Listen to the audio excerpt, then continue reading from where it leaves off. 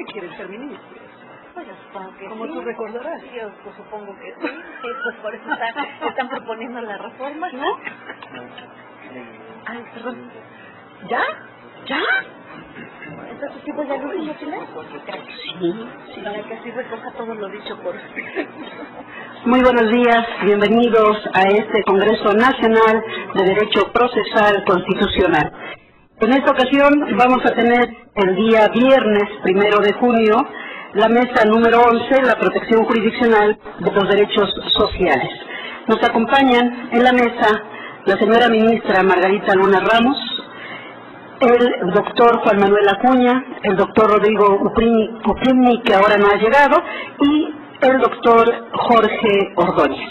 Me voy a permitir recordarles a la señora ministra y a los señores ponentes que cuentan con un lapso de 20 minutos para su exposición y previos 3 minutos les pasaré una tarjetita de percibimiento para que vayan dando sus conclusiones y al final de la exposición de cada uno de nuestros participantes tendremos una ronda de preguntas y respuestas. Doy así pues la bienvenida al doctor Jorge Manuel Acuña, que nos visita, bueno, es profesor aquí en México en la Universidad Panamericana, que nos visita, es argentino y que tratará la temática de derechos económicos, sociales y culturales. Doctor Acuña, por favor, buenos días. Muy buenos días, muchas gracias. Bien, en aras de aprovechar el tiempo voy a tratar de ser muy esquemático. La ponencia que preparé para el día de hoy versa sobre las posibilidades para la justiciabilidad de los derechos sociales.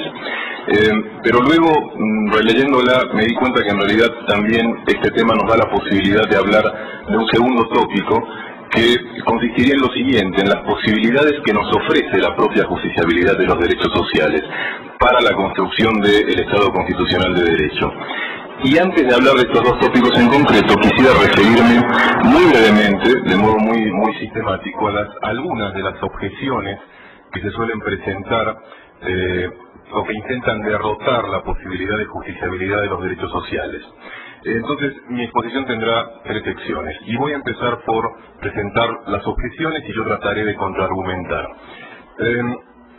Las objeciones en contra de la justiciabilidad de los derechos económicos, sociales y culturales creo que hoy en día apuntan en 2 direcciones.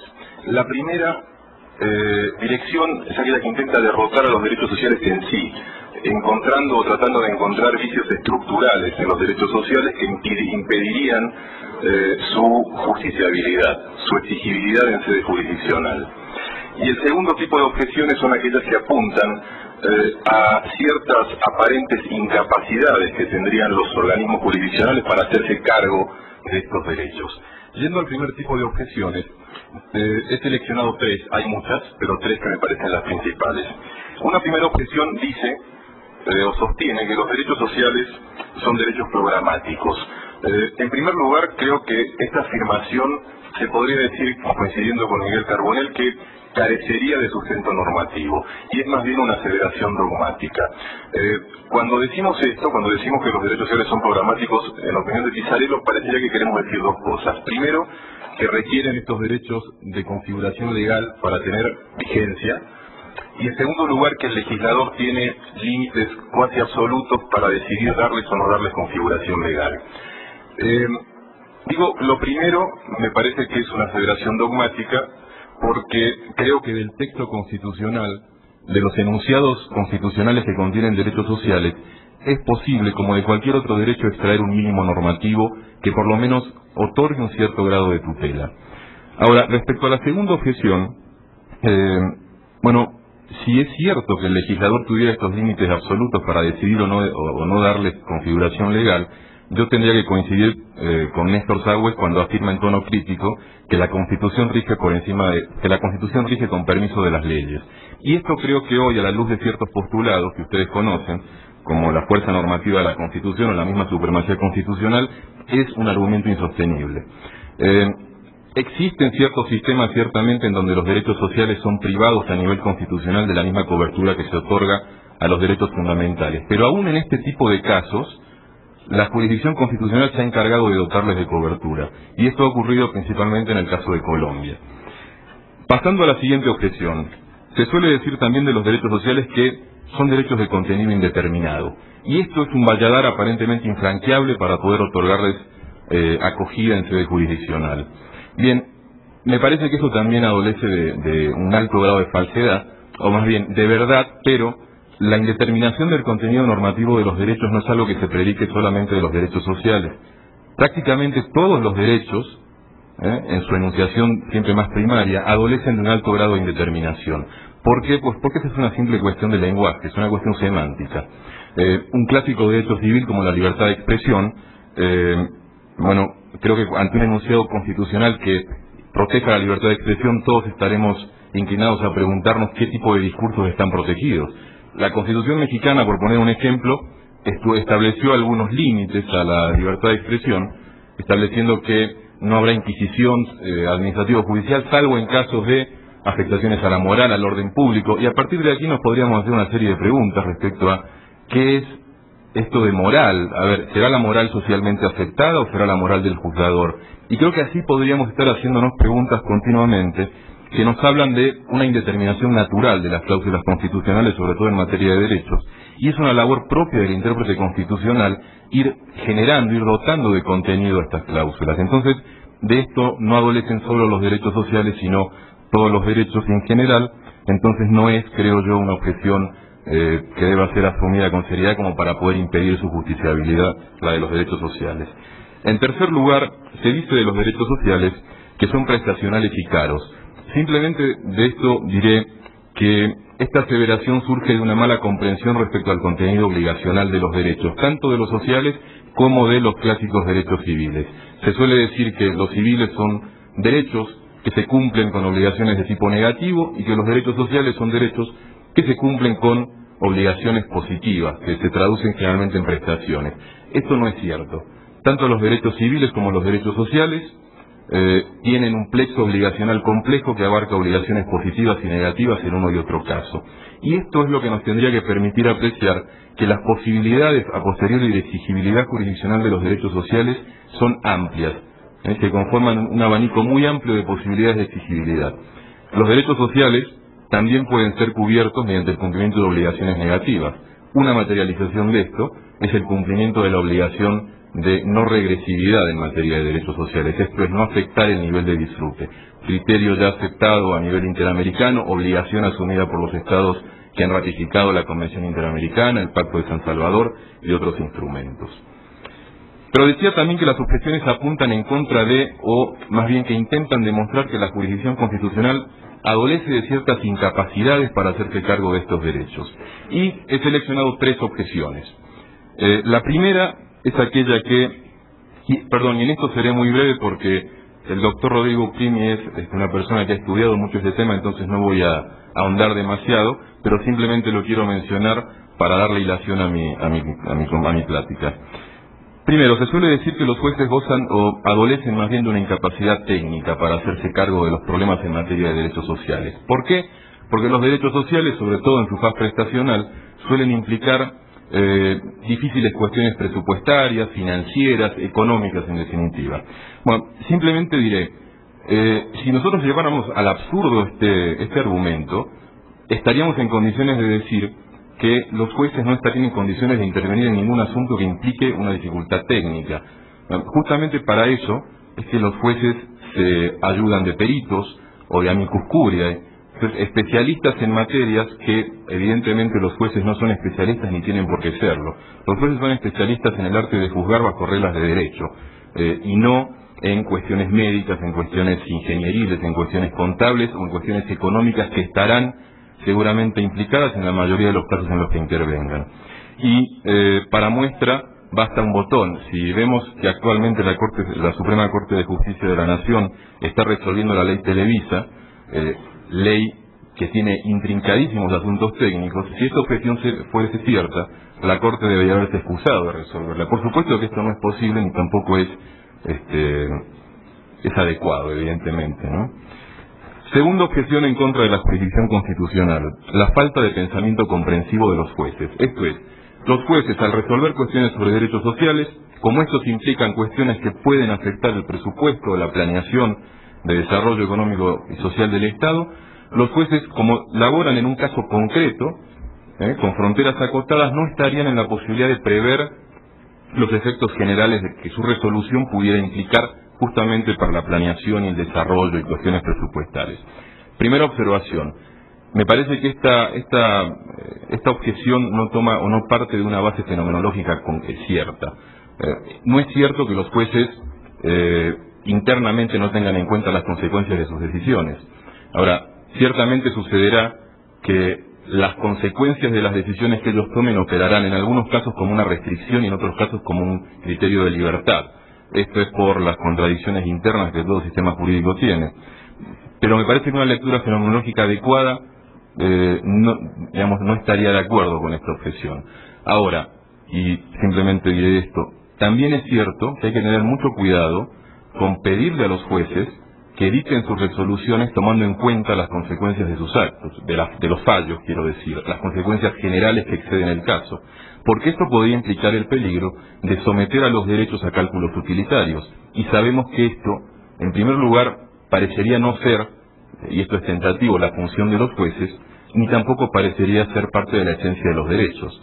Entonces, yo creo que quienes objetan la labor de la jurisdicción constitucional apoyándose en este punto, deberían tener cuidado con el cálculo utilitario. Claro, a ellos no les interesa mucho el cálculo utilitario porque normalmente estos objetores, los que sostienen esta objeción, son, estudiosos que se manejan bajo criterios de racionalidad económica. Y aquí es donde economía y derecho chocan, ¿verdad? Pero bueno, este es un tema que requiere mucho más trabajo y no ahondaré ahora para poder concluir mi exposición.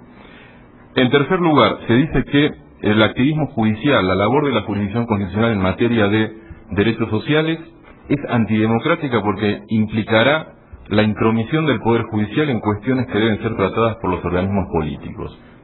Diseño de presupuesto, diseño de políticas públicas y demás. Bien, lo que voy a decir a este respecto, más que científico, es erístico. Lo digo un poco para pelearme con quienes sostienen esto.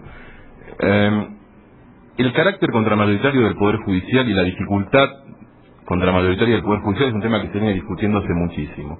Ahora, yo jamás he visto que se objete tanto el activismo judicial como cuando los jueces han comenzado a hacerse cargo de los derechos sociales. El activismo judicial ha sido celebrado tratándose de derechos civiles, ha sido celebradísimo tratándose de materias de jurisdicción constitucional orgánica, y normalmente se observa que el discurso jurídico, salvo algunos claros exponentes, no tiene mayor objeción con esto. Ahora, todas las críticas reverdecen cuando se trata de generar exigibilidad jurisdiccional de derechos sociales. Creo que podemos exigir un poco más de coherencia. Ahora bien, las críticas contramayoritarias, el carácter contramayoritario del Poder Judicial es un tema que aún requiere muchas respuestas. Sin embargo, hablando de derechos sociales, creo que la Corte puede hacer mucho más todavía, y justamente en pos de los postulados democráticos. Todas estas objeciones nos han intentado hacer creer desde hace mucho tiempo que los derechos sociales son una suerte de derechos imposibles. Sin embargo, la experiencia comparada de distintas jurisdicciones, de distintos sistemas jurídicos, nos ha permitido apreciar cómo sí ha sido posible desarrollar líneas de exigibilidad jurisdiccional de los derechos sociales. No voy a ahondar demasiado en esto porque el tiempo apremia, pero diré que se han desarrollado principalmente 3 líneas de acción para la exigibilidad de los derechos sociales. Y en este punto yo me baso en una obra seminal y en la obra de 2 autores que en este punto han sido y siguen siendo para mí de primera línea, que son Víctor Abramovich y Christian Curtis, en un libro que realmente les recomiendo su lectura. Primera vía, lograr la protección de los derechos sociales por su conexidad con otros derechos. Esto es, en ocasiones, es a lo que los autores llaman vías de exigibilidad indirecta. En ocasiones es posible lograr la protección de un derecho social utilizando o montándose a caballo de otro derecho que no despierta mayores dudas acerca de su justiciabilidad. Y esto ha ocurrido principalmente con dos derechos: el derecho a la no discriminación y el derecho al debido proceso. En cuanto al derecho a la discriminación, ya desde hace muchos años el Tribunal Constitucional Español tuvo la posibilidad de otorgar beneficios de pensión a los viudos, igualando los requisitos para obtener la pensión con respecto a la viuda, porque en la ley de pensiones estos requisitos eran más requisitos para el viudo que para la viuda. El Tribunal Constitucional, por considerar que esto era una legislación discriminatoria, le otorgó protección al viudo a través de una sentencia aditiva. El camino para lograr la protección de ese derecho a la pensión fue la no discriminación. En segundo lugar, el debido proceso. Citaré un caso que es paradigmático, además de muy interesante, que es un caso de la jurisdicción de la India, Olga Telis contra la Municipalidad de Bombay. El caso simplemente trató de dar protección a las personas que habitaban las calles de Bombay. Durante muchísimos años estas personas se han venido asentando en las calles de Bombay, haciendo construcciones precarias. En un momento la municipalidad decide desalojarlos y relocalizarlos.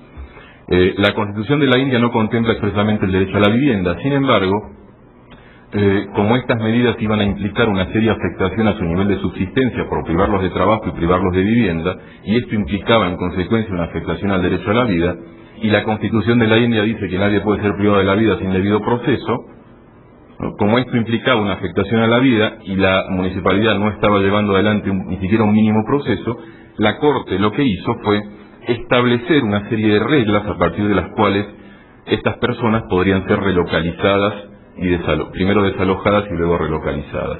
Entonces estableció reglas tan sencillas como que no podrían ser desalojados en época de monzones, que deberían ser escuchados en una audiencia, que inclusive en algunos casos habría algún tipo de indemnización. En fin, una serie de reglas que, si bien no evitaron el desalojo, sí lo racionalizaron y ciertamente lo humanizaron. Esto nos habla de los grados de exigibilidad en materia de derechos sociales, como en todas las materias en realidad. No se trata de cuestiones de todo o nada, sino de gradualidad. Y este caso de la India me parece que nos ofrece una buena muestra de lo que debe ser la gradualidad en materia de derechos sociales. Segunda vía para lograr la exigibilidad jurisdiccional de los derechos sociales es muy parecida a la anterior. Se trata de la protección de los derechos sociales por su carácter de condición necesaria para el disfrute de otros derechos, considerados fundamentales y que no despiertan dudas para su exigibilidad. Esta ha sido una vía muy utilizada por la Corte Constitucional colombiana, en donde en principio la acción de tutela no estaba dispuesta para la protección de los derechos sociales, económicos y culturales, y la Corte, por considerar que fundamentalmente el derecho a la salud es una condición material necesaria que debe ser cubierta para proteger el derecho a la vida, extendió la protección de la acción de tutela al derecho a la salud y de esta manera se logró la protección en diversos casos de concretamente el derecho a la salud, ¿no? En otros casos, y esta es la tercera vía, los derechos sociales no despiertan mayores o no deberían despertar mayores problemas para su justiciabilidad. Y sobre todo en aquellos casos en los cuales el Estado o el Poder Legislativo ya ha configurado legalmente toda la estructura que es necesaria para poderle dar cobertura a estos derechos. Esto se ha visto principalmente en materia de derecho a la salud también. México tiene un caso muy interesante que no voy a comentar, pero es el amparo en revisión 2231 del 97, una persona que pidió una cierta medicación para un retroviral para el SIDA. La Corte terminó amparándolo. En Argentina también hay una serie de casos, como un leading case conocido como Asociación Bengalensis, en donde también, en caso de SIDA, se logró cobertura. En fin, cuando el Estado tiene la estructura, tiene montado el sistema para poder dar cobertura a este derecho, no debería haber inconvenientes. En este caso, no quiero ser inexacto en mis apreciaciones, pero sí podríamos hablar de los derechos sociales como derechos subjetivos en estos casos, ¿no? Bien, esta es una pequeña muestra de lo que la jurisdicción constitucional ha podido hacer en pos de la exigibilidad de los derechos económicos, sociales y culturales. Sin embargo, se puede ir un poco más allá. Y esto es lo que quiero tratar con ustedes respecto a lo que mencionaba al principio de mi exposición, de las posibilidades que nos ofrece la justiciabilidad de los derechos sociales o la exigibilidad jurisdiccional de los derechos sociales. Y tiene que ver con el control de la racionalidad de las políticas públicas. Quisiera comentar muy brevemente un caso de la jurisdicción argentina, ya tiene varios años de haberse iniciado, pero muy pocos meses de haberse concluido definitivamente, que es el caso Viceconte.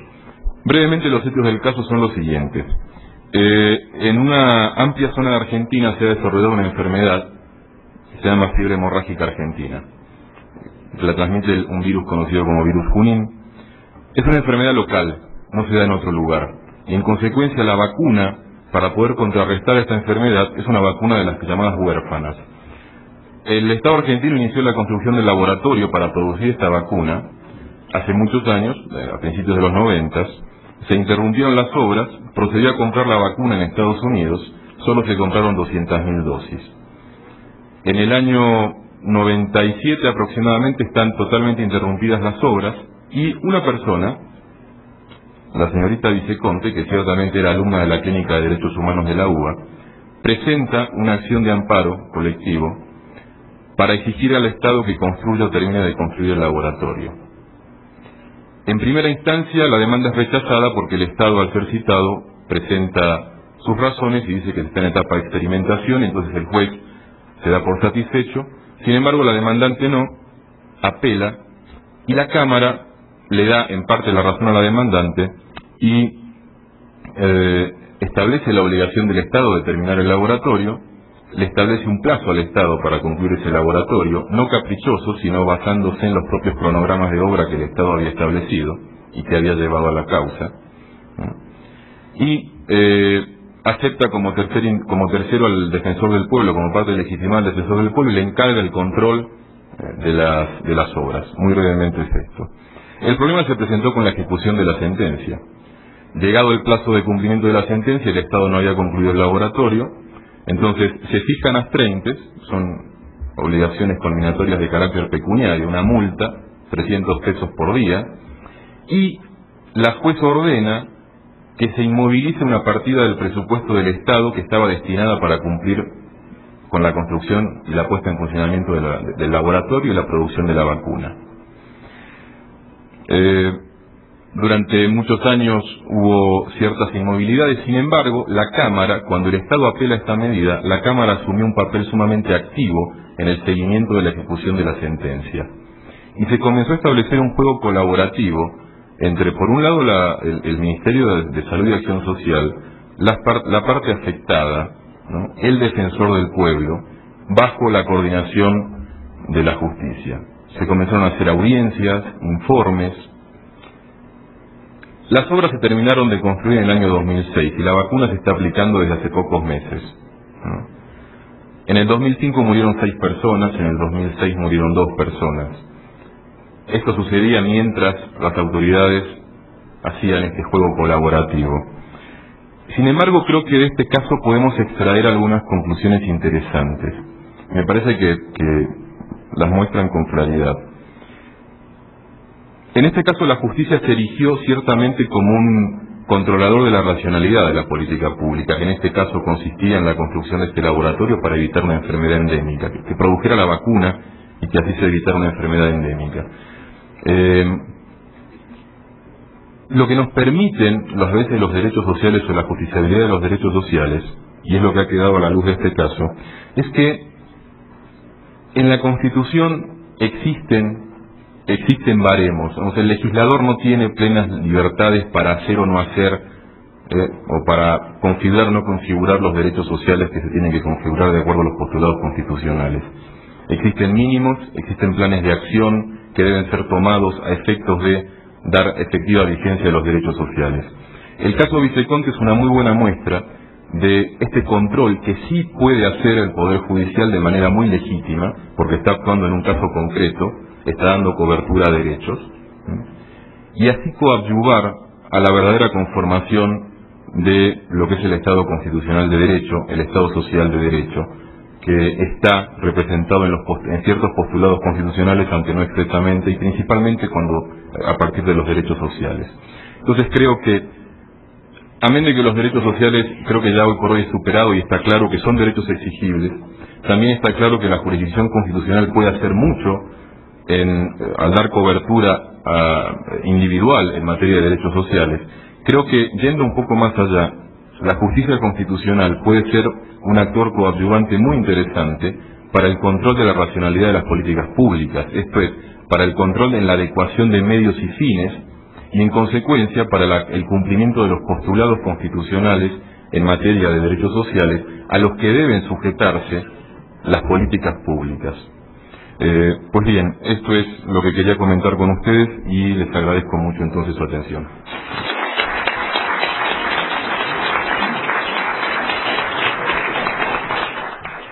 Agradezco cumplidamente al doctor Juan Manuel Acuña particularmente por sus evocadoras palabras y particularmente para mi persona, este libro de Ernest Forstow, del Estado Social, en este íter evolutivo de los derechos sociales, particularmente en un Estado y con argumentos que hoy en día se tornan por demás retardatarios, sobre todo en la operatividad que los tribunales constitucionales, particularmente en el caso mexicano, le han dado contenido a estos derechos que, con argumentos de esta naturaleza, se han ido cayendo poco a poco para, como él lo dijo, la exigibilidad indirecta, o como también los alemanes, a través de las sentencias del Tribunal de Karlsruhe, ha denominado como el criterio de inmediata referibilidad para ser tuitivos o generar mecanismos tuitivos a derechos de esta naturaleza.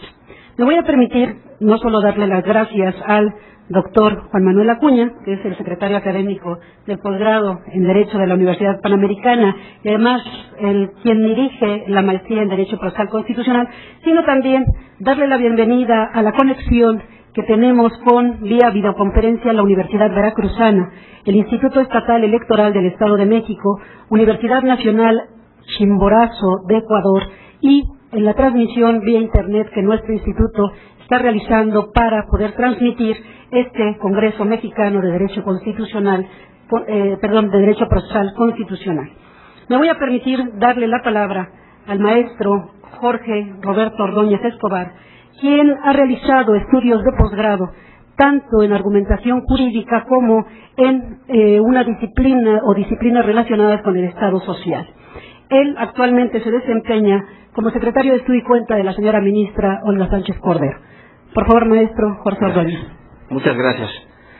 Quiero, antes que nada, agradecer y manifestarles que estoy muy contento de participar en este evento, que me siento muy honrado de compartir esta mesa con la señora ministra Luna Ramos, con el doctor Juan Manuel Acuña, con la doctora María Pilar Hernández y con mi querido amigo Rodrigo Prini, y agradecer sobre todo la generosidad de Eduardo Ferrer, que es solamente por su generosidad que me encuentro frente a ustedes. Así que voy a tratar de aprovechar el tiempo, porque tengo una ponencia en la que voy a tratar de centrar estos obstáculos que hay para la justiciabilidad de los derechos sociales. La he titulado precisamente La justiciabilidad de los derechos sociales en México, 90 años de carrera con obstáculos. Y la cifro con una frase de Víctor Hugo, porque pienso que estamos precisamente en el punto de partida para este asunto. El futuro tiene muchos nombres. Para los débiles es lo inalcanzable, para los temerosos lo desconocido, para los valientes es la oportunidad. En México, como casi todos los países de Latinoamérica, la dificultad de conciliar una constitución muy progresista en materia de derechos sociales con una realidad social colmada de necesidades e injusticias, donde predominan la inequidad social, la marginalidad económica, los bajos índices de educación y un nivel bajo de salud, es evidente. Es, como ha dicho Rodrigo Prini, la gran paradoja del constitucionalismo mexicano, pues habiendo sido los creadores del amparo y los primeros en introducir en un texto constitucional un catálogo de derechos sociales, no hemos podido conciliar ambos para crear una figura que tutele los derechos sociales, un amparo de derechos sociales o algo similar. Ello, sobra decirlo, se debe en gran medida a esto que he llamado desde el título de esta ponencia una carrera con obstáculos, impedimentos, estorbos, trabas, que históricamente han venido acompañando a los derechos sociales y le han dificultado su justiciabilidad. Todos estos impedimentos tienen diversos orígenes. Una dogmática construida a modo para el régimen autoritario que por más de 70 años padecimos, a la cual se ha referido con mucha maestría el ministro José Ramón Cosío, el tipo de democracia que se ha ido construyendo posterior a ese régimen, nuestra concepción de Estado y nuestra concepción de Constitución, la percepción que tenemos los ciudadanos de las instituciones, pero también la que tienen las propias instituciones de sí mismas. El modelo de derecho que tenemos y el modelo de derecho que deseamos, el modelo de derecho que enseñamos y el papel que han desempeñado en este asunto de la justiciabilidad los poderes públicos y otros poderes políticos y económicos y otro tipo de actores también.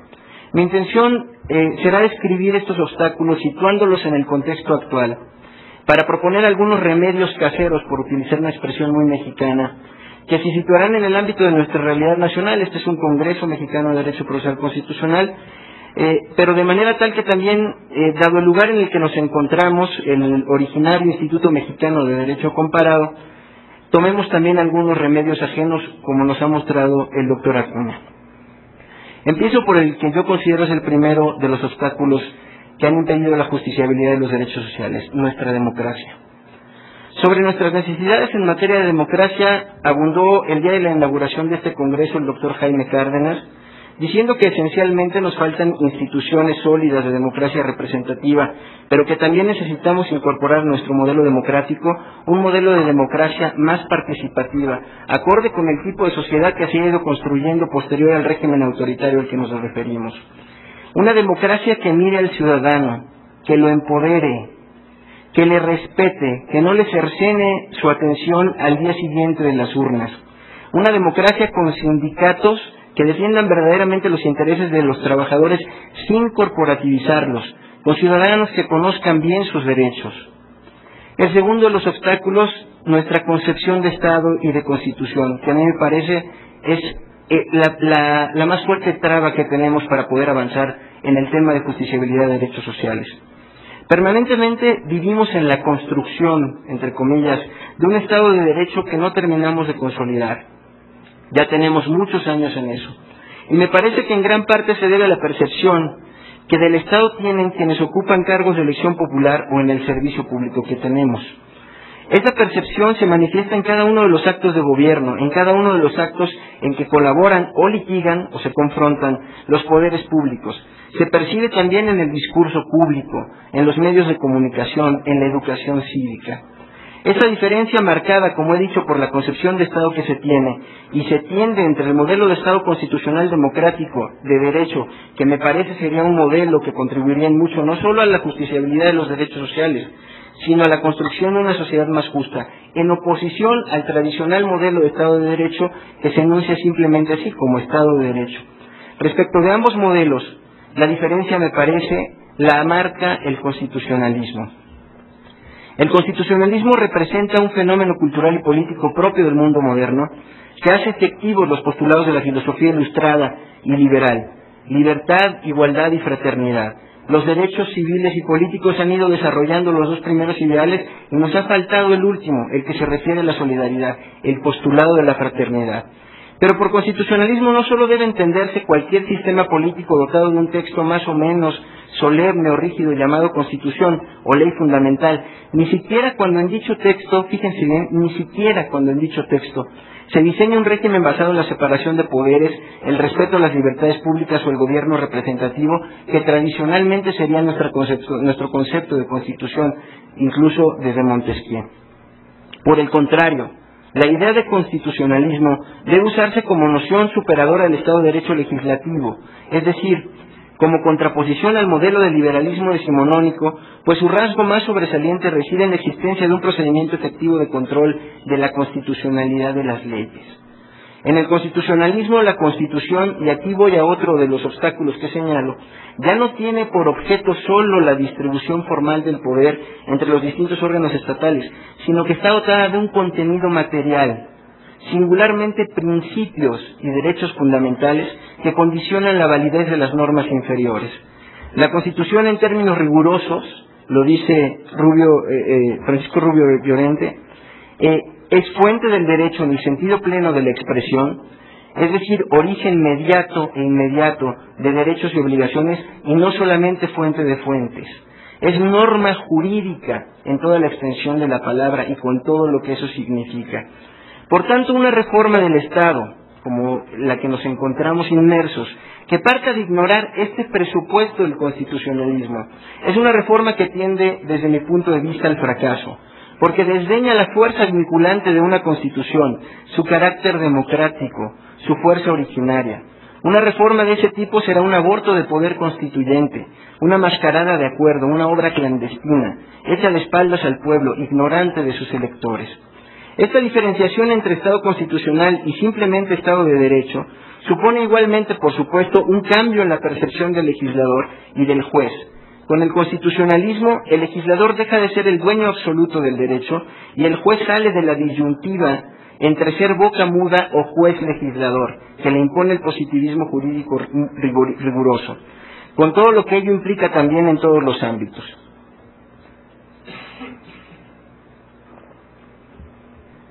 El siguiente obstáculo que yo quisiera señalar es la percepción de las instituciones. En distintas mesas de este Congreso se ha señalado que nuestras instituciones de justicia, en especial se refieren mucho a la Suprema Corte de Justicia de la Nación, tienen una percepción equivocada del lugar que ocupan en el mapa social. Vale la pena analizar algunos documentos, como la sentencia que comentó ayer el doctor Lorenzo Córdoba, para corroborar o desmentir esa afirmación, pero también conviene, si queremos superar estos obstáculos que impiden y han impedido la efectividad de los derechos sociales, que juzguemos la actuación de todas las instituciones a través de sus actos y resoluciones, que a través de ellos podamos descubrir cómo se perciben, qué papel se atribuyen, cómo se ven a sí mismas, cómo las ven los ciudadanos, pues de esa percepción parten muchos de los problemas de eficacia de nuestros derechos en general, no solamente los sociales. Una distorsión del papel que nuestras instituciones tienen para los ciudadanos genera una falta de efectividad de sus propios derechos. Un Congreso, por ejemplo, que no se ve a sí mismo como el órgano encargado de emitir las leyes que desarrollen y regulen los contenidos de derechos constitucionales, de establecer remedios procesales ágiles, sencillos y breves, de prever en el presupuesto partidas destinadas a cumplir con los derechos sociales, será un Congreso inútil. Un Ejecutivo que no prevé en el gasto público partidas importantes para establecer políticas públicas que satisfagan los mínimos obligacionales que tiene el Estado para con sus gobernados, será un Ejecutivo puesto al servicio de otros intereses, cualesquiera que estos sean, pero no los de la ciudadanía. La aplicación de los derechos sociales es un asunto directamente ligado a la justicia distributiva y por ende a la actividad política. De ahí el problema que se origina en la atribución judicial prevista en el constitucionalismo contemporáneo de interpretar y proteger tales derechos, incluso en ocasiones, como lo decía Juan Manuel Acuña, contra lo previsto por las mayorías políticas en las disposiciones legales. Una judicatura que sea consciente de este papel contramayoritario será una judicatura que favorezca la justiciabilidad de todos los derechos. El cambio en la percepción o bien en la asunción del papel que le corresponda a cada poder dará por resultado una democracia más funcional. Cuando cada poder entiende el papel que tiene en el Estado de Derecho, la democracia se vuelve funcional, funciona, sirve, es útil. Voy a los obstáculos procesales que pareciera ser los obstáculos más difíciles de librar.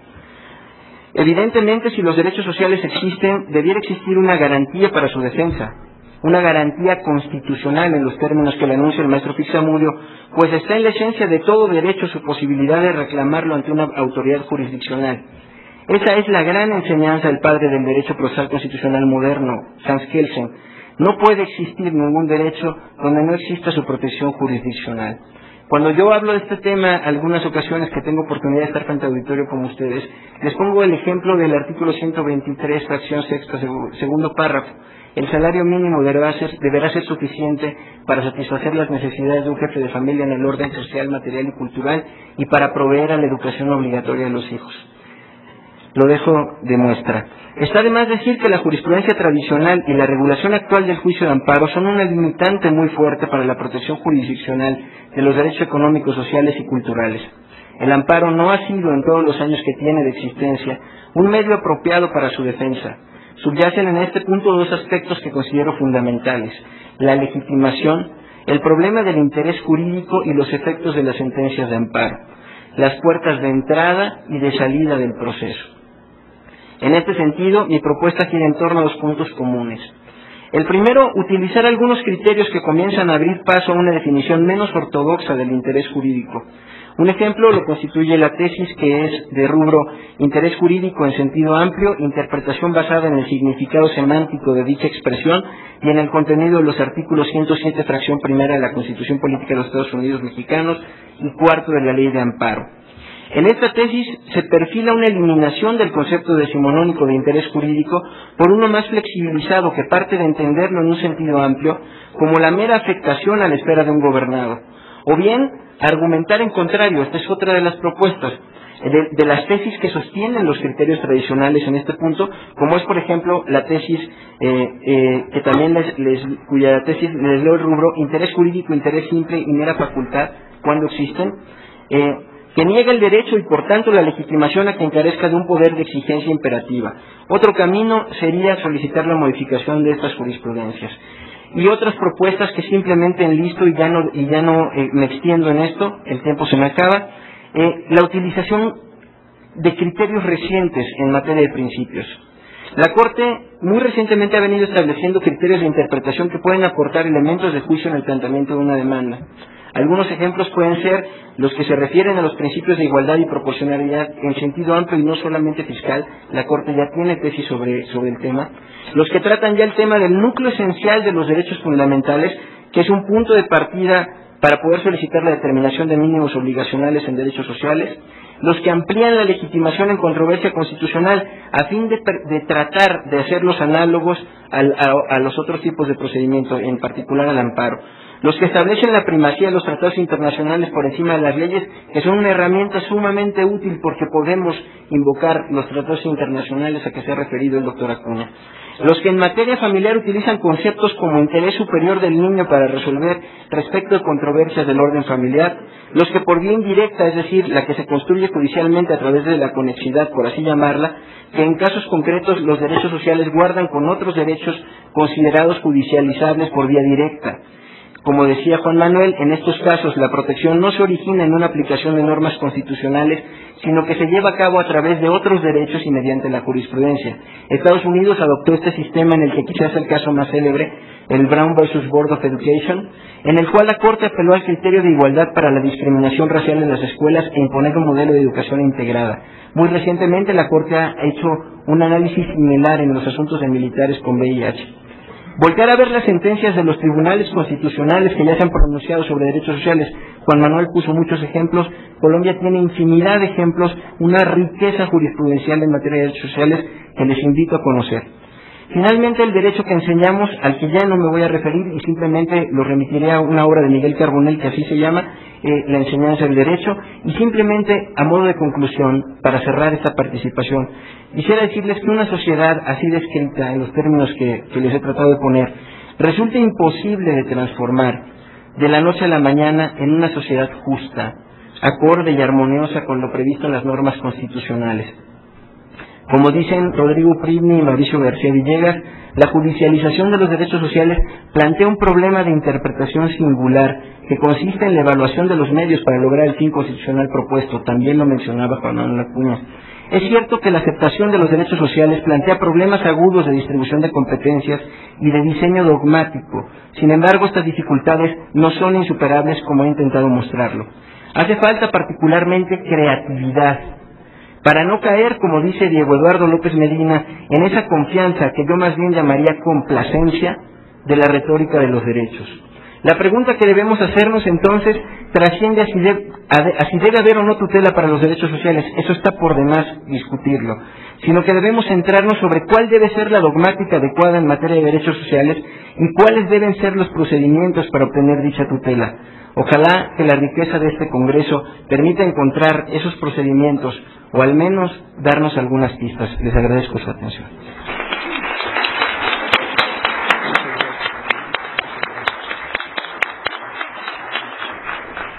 Gracias, maestro Ordóñez. Una ponencia llena de ideas y muy persuasivas, por cierto. En aras de el tiempo que tenemos y para que todos gocen de la misma amplitud en su exposición, me voy a permitirle dar la palabra al doctor Rodrigo Pribni. El doctor es abogado colombiano, doctor en economía, fue magistrado auxiliar y encargado de la Corte Constitucional entre 1994 y 2004, es profesor de la Universidad Nacional de Colombia y director del Centro de Estudios de Derecho y Justicia y Sociedad, denominado de Justicia. Profesor Pribni, por favor. Muchas gracias. Antes que nada quiero agradecer a los organizadores de este Congreso Mexicano de Derecho Procesal Constitucional, la Suprema Corte de la Nación, el Instituto de Investigaciones Jurídicas de la UNAM, la Fundación Konrad Adenauer y el Instituto Mexicano de Derecho Procesal Constitucional por esta invitación para compartir algunas reflexiones con ustedes sobre la experiencia colombiana en materia de protección de derechos sociales. Quiero agradecer especialmente al profesor Eduardo Ferrer MacGregor directamente por esta invitación y mostrar mi agrado de compartir esta mesa con buenos colegas y entre ellos en particular con mi amigo Jorge Ordóñez. El punto de partida de mi exposición es el siguiente. Yo creo que el tema de la justiciabilidad o protección judicial de los derechos sociales es uno de los temas más polémicos del derecho constitucional contemporáneo y en especial del derecho procesal constitucional contemporáneo.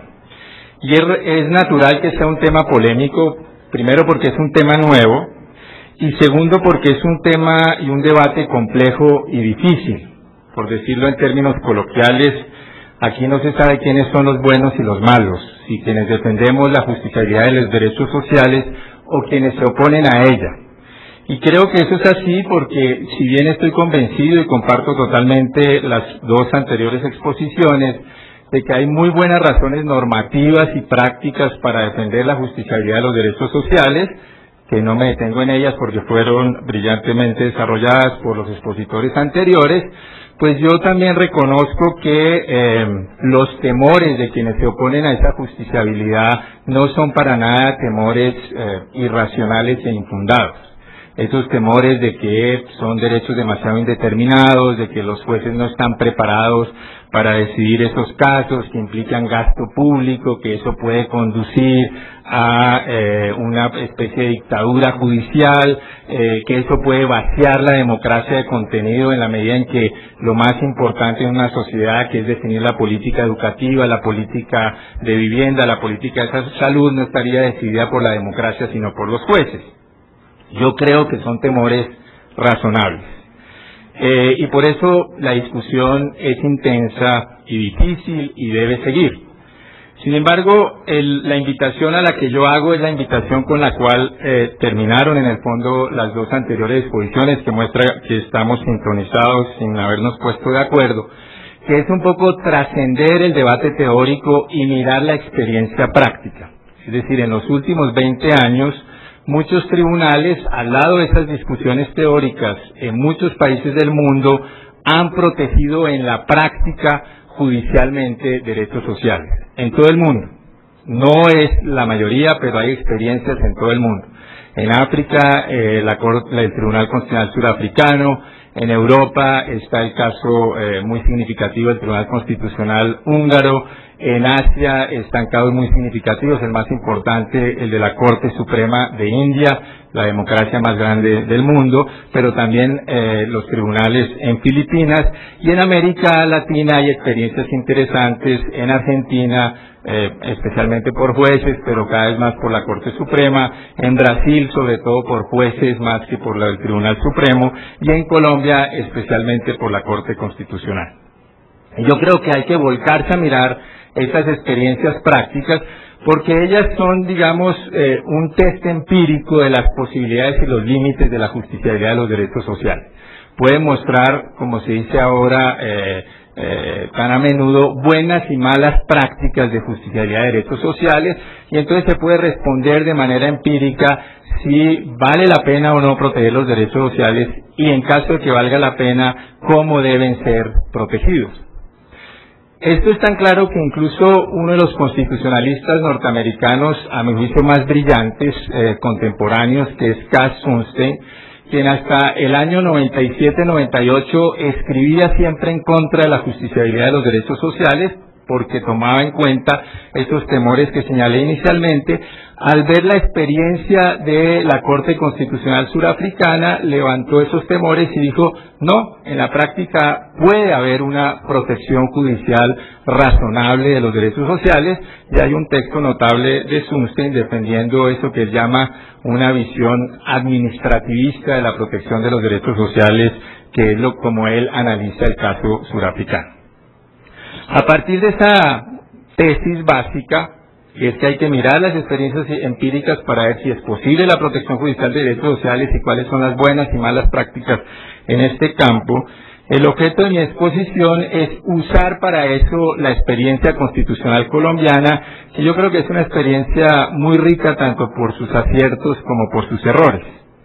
Mi propósito no es, en estos breves minutos, resumir toda la jurisprudencia de la Corte Constitucional Colombiana en materia de derechos sociales, que creo que es muy extensa, muy amplia y muy compleja, sino usar selectivamente algunas decisiones y líneas jurisprudenciales para mostrar buenas y malas prácticas y tratar de extraer de esa reflexión algunas conclusiones.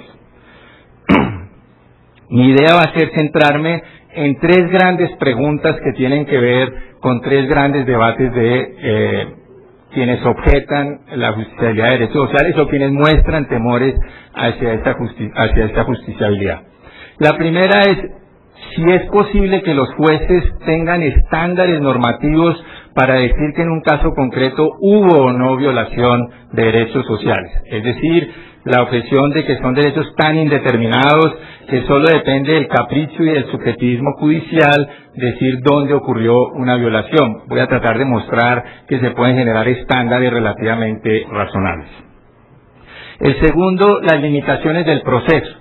La idea de que el proceso judicial, en la medida en que es un proceso limitado a partes individuales y que toma decisiones en general individuales, no es un mecanismo idóneo para enfrentar temas de derechos sociales que tienen que ver en general con situaciones más colectivas, que requieren soluciones más colectivas y complejas, que deberían ser dejadas entonces a los órganos políticos, legislativo y ejecutivo.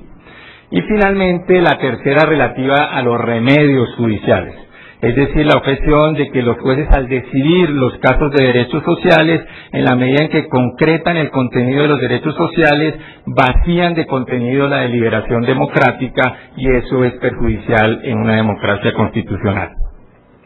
Voy a tratar de mostrar con el caso colombiano buenas y malas prácticas en estos tres puntos y a partir de eso tratar de extraer algunas conclusiones finales. En cuanto a lo primero,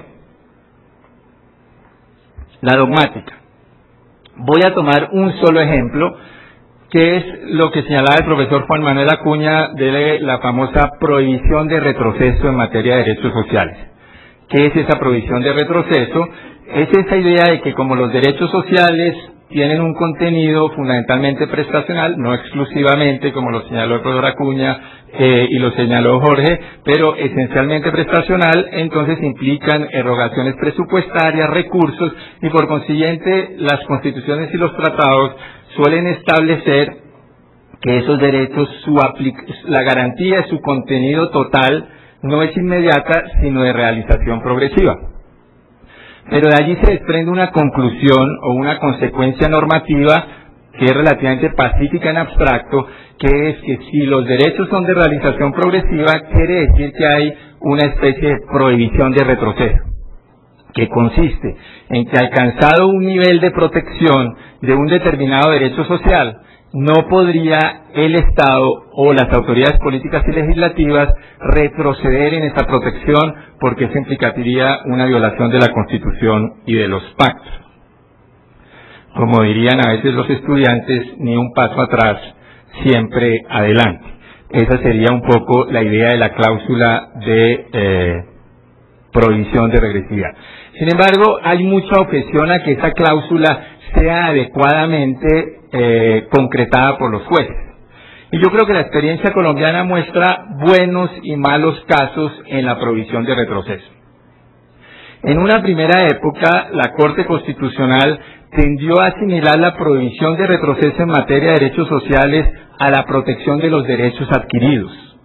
Y frente a una demanda de inconstitucionalidad en donde se le dijo a la Corte que declarara la nulidad de una ley que había disminuido el monto de las pensiones, del régimen de pensiones, que había dicho que a partir de determinada fecha las pensiones serían menores, el tiempo para acceder a las pensiones sería mayor y los requisitos de cotización al sistema pensional serían más altos, que implica que el régimen para quienes estaban bajo el amparo de ese régimen se volvía menos favorable.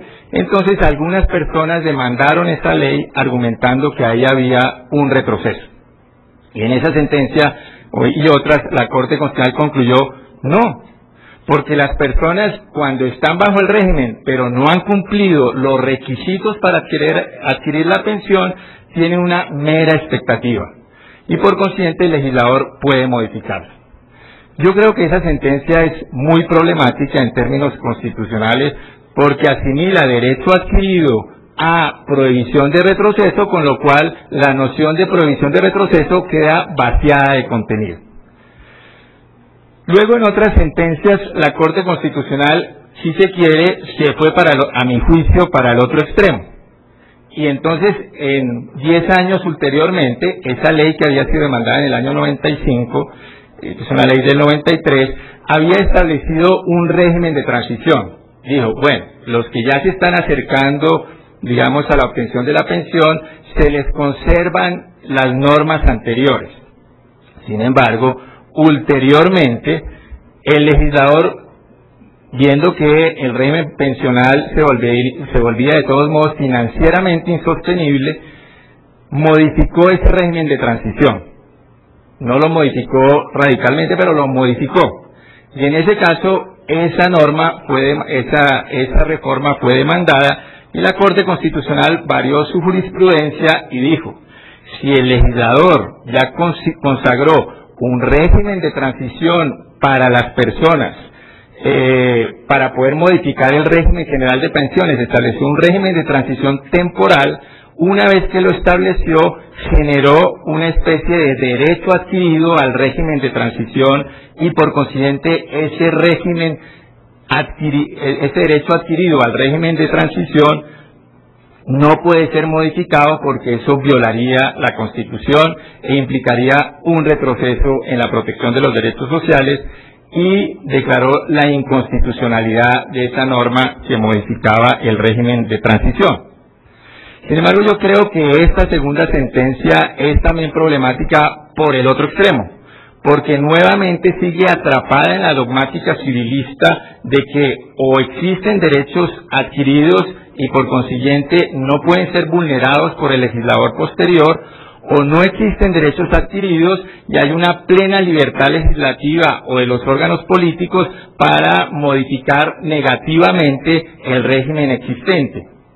Y entonces en otras sentencias, la Corte se ha movido por una línea intermedia que a mí me parece que es una línea apropiada, que muestra que es posible construir una dogmática constitucionalmente adecuada de la noción de prohibición de retroceso, que es más o menos la siguiente. La Corte ha dicho, no, cuando uno habla de derechos sociales, debe distinguir entre derechos adquiridos y meras expectativas, pero hay una categoría intermedia que es un poco heredera del principio de confianza legítima del constitucionalismo alemán, pero que en Alemania se generó en otro espacio, y con esta categoría la Corte consideró que la noción de prohibición de retroceso está ligada a la idea de que los retrocesos en materia de derechos sociales vulneran expectativas legítimas y que los retrocesos en materia de derechos sociales son prima facie inconstitucionales,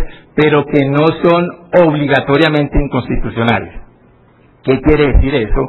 Que en esos casos la Corte Constitucional dijo, en caso de que haya un retroceso en materia de derechos sociales, eso está sometido a un análisis de proporcionalidad y arranca, si se quiere, perdiendo, arranca con una presunción de inconstitucionalidad. Pero si en un caso concreto las autoridades políticas y legislativas muestran de manera clara y suficiente que ese retroceso era necesario y era la alternativa posible para lograr objetivos constitucionales de gran importancia, entonces ese retroceso puede ser constitucionalmente admisible. Y de esa manera generó un estándar que tiene, si se quiere, tres patas. La pata de que se arranca con una presunción de inconstitucionalidad, la segunda pata de que tiene que existir una deliberación política clara para que haya estos retrocesos, no pueden hacerse silenciosamente, y finalmente un análisis de proporcionalidad. Y yo creo que de esa manera la Corte construyó una dogmática posible, discutible, pero posible, que muestra que es posible generar estándares normativos para determinar si en un caso concreto se vulneró o no un derecho social y por consiguiente el derecho social es justiciable. En algunos casos la Corte concluyó, aplicando ese estándar, que había habido vulneración de derechos sociales, por ejemplo una autoridad municipal que sin argumentos eliminó un subsidio educativo, pero en otros casos admitió reformas laborales en donde retrocedían en el amparo de ciertos derechos laborales de los trabajadores, pero la Corte consideró que había imperativos macroeconómicos suficientes para justificar, al menos temporalmente, esa limitación. Eso en cuanto a la dogmática. El segundo punto, y voy un poco más rápido por las limitaciones de tiempo, es el relativo a los instrumentos procesales. La objeción es que en esos casos el proceso no es un instrumento adecuado porque decide caso por caso. Entonces el juez no puede tener la visión de conjunto de lo que sucede en el tema de derechos sociales. Este es un tema usualmente sistémico y da decisiones caso por caso que no solucionan usualmente problemas estructurales que tienen que ver con la afectación de los derechos sociales de personas o grupos sociales determinados. En esto yo creo que también hay buenas y malas prácticas en la jurisprudencia constitucional colombiana. Una práctica problemática, que tiene cosas buenas, pero que a mí me parece problemática, es la que se señaló de la protección del derecho a la salud.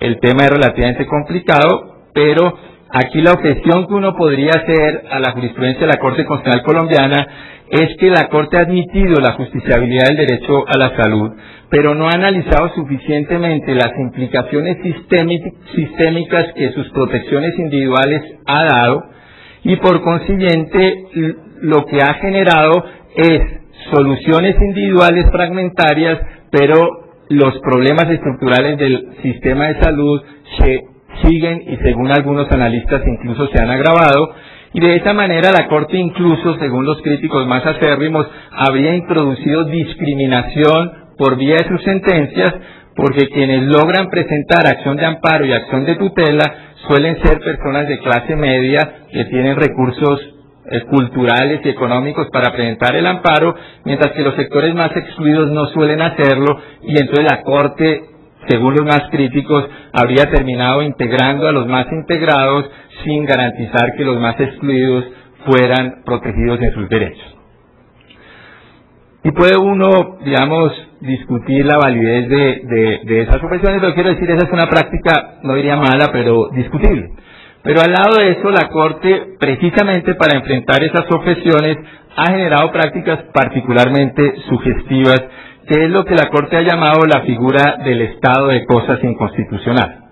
En esta figura lo que la Corte ha concluido es que cuando le presentan amparos o tutelas individuales, pero que ella constata que esos amparos y tutelas individuales no son del caso individual de Pedro Pérez, sino de un colectivo, como pueden ser los presos, cuando es una situación de hacinamiento carcelario general, o los desplazados por el conflicto armado colombiano, no puede la Corte ponerse a solucionar individualmente caso por caso. Y claro, nosotros no tenemos la figura de Otero tan histórica en España, y entonces la Corte modificó jurisprudencialmente la idea de que el amparo tenía efectos relativos o interpartes y las transformó jurisprudencialmente en acciones de grupo o en acciones colectivas y estableció órdenes estructurales colectivas por medio de la figura del estado de cosas inconstitucional. Dos casos particularmente importantes: presos, que es muy semejante a la sentencia de la Corte Suprema Argentina, y desplazados del conflicto armado interno. Y de esa manera se muestra que se pueden hacer cambios del procedimiento judicial para que responda a las particularidades de los derechos sociales, que se pueda mirar de manera más compleja lo que está en juego y que se puedan hacer decisiones de lo que llamarían los americanos remedios estructurales. Y el último punto con el cual termino: los remedios. En el tema de los remedios, una de las críticas es que en los remedios judiciales el Tribunal Constitucional, al concretar el contenido de un derecho y decir, finalmente el sentido del derecho es este, tiene el riesgo de vaciar de contenido la deliberación democrática y la discusión para la búsqueda de políticas públicas más razonables para satisfacer ese derecho. Y en esto creo que en Colombia también hay buenas y malas prácticas. Una práctica problemática es las sentencias del año 99 que llamamos en Colombia sobre el sistema UPAC o sobre el sistema de financiamiento de vivienda para deudores de clase media. Palabras más, palabras menos, lo que sucedió fue que ese sistema entró en crisis y al entrar en crisis generó un problema de incapacidad de pago de centenares de miles de deudores hipotecarios que empezaron a perder sus viviendas. Eso se presentó y se llevó al Tribunal Constitucional y con buen criterio la Corte concluyó que había una inconstitucionalidad sobreviniente de esas normas que se demostraron ser un sistema inadecuado de protección, digamos, de financiamiento de la vivienda. Hasta ahí yo creo que el criterio de la Corte está apropiado. Pero el error, a mi juicio, de la Corte es que cerró el debate sobre el sistema de vivienda en la medida en que sin un piso constitucional claro, por ejemplo, señaló que en los sistemas de financiación de vivienda, esto es muy técnico, pero solo doy una idea básica, no podía haber capitalización de intereses. Y esto es una tesis, una conclusión muy problemática porque no tenía sustento constitucional claro y además muchos economistas mostraron que al prohibirse la capitalización de intereses en economías inflacionarias, lo que se hacía en la práctica era que se obstaculizaba el acceso a la vivienda de los sectores más pobres porque la obligación cuando no hay capitalización de interés es que las cuotas iniciales tienden a ser más altas. La razón por la cual la Corte hizo eso fue porque la capitalización de interés era lo que había generado el crecimiento ad infinitum de las deudas y el hundimiento de los deudores hipotecarios. Pero cerrar de esa manera el debate constitucional, pues obviamente es muy problemático jurídica y políticamente. En cambio, una buena práctica es la sentencia donde la Corte declaró el estado de cosas inconstitucional en materia de desplazamiento, por cuanto en esa sentencia la Corte, como en el caso argentino, lo que hizo, el de los tribunales argentinos, no fue ella decidir cuál era la política apropiada en materia de desplazados, sino generar una ejecución compleja de la decisión en donde le dio vocería a los desplazados que podían entonces debatir públicamente con los representantes del gobierno y es por medio de esa discusión pública y deliberativa que se ha ido desarrollando la política frente a desplazados para el cumplimiento de esa sentencia. Y con eso termino. Lo que creo que muestra la experiencia colombiana es que es posible una justiciabilidad de derechos sociales, que existen buenas y malas prácticas, que esto es necesario tomar en serio los temores a los riesgos que puede tener la justiciabilidad de los derechos sociales, pero que esos temores no deben conducir a una cancelación de esa protección judicial, sino a la búsqueda, como diría Ferrajoli, de técnicas de garantía constitucional de para los derechos sociales con el mismo poder y la misma sofisticación que tienen hoy las técnicas de garantía de protección de los derechos civiles y políticos. Y yo creo que eso es posible, que a veces se puede hacer por vía jurisprudencial, que a veces se requieren decisiones legislativas y constituyentes, pero que, y termino con eso, como decía Jorge Ordóñez, y como señalé hace unos 2 años en una charla aquí también en México, la paradoja realmente de México es que habiendo inventado el amparo y habiendo inventado los derechos sociales, no tengan un sistema apropiado de protección de los derechos sociales. Creo que a México le hace falta un poco el Vallarta o el Otero de los derechos sociales. Muchas gracias.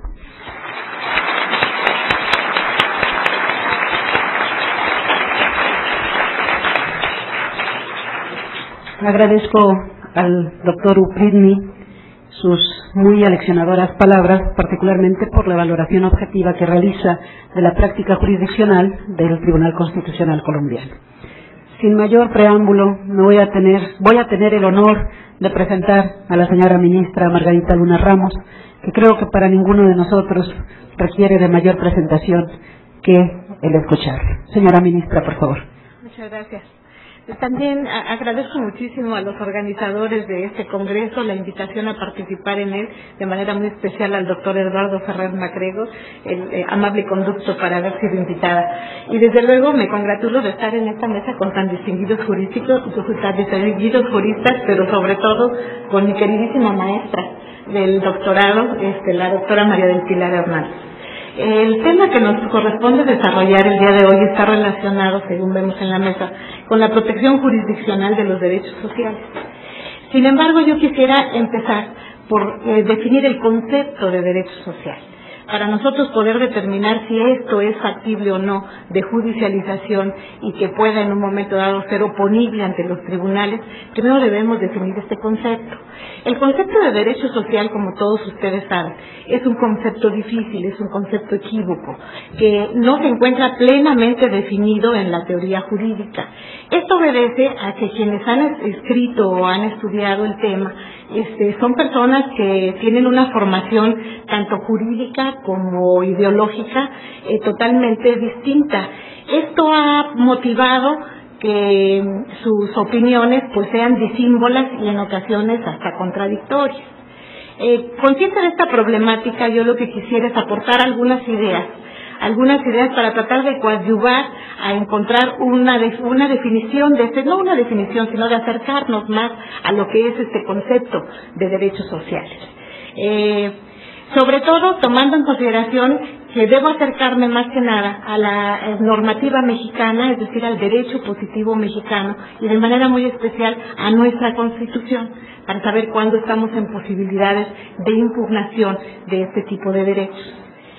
Es claro que cuando se encuentra la palabra social atribuida a los derechos, no podemos entenderla en el sentido de que la sociedad es titular de estos derechos.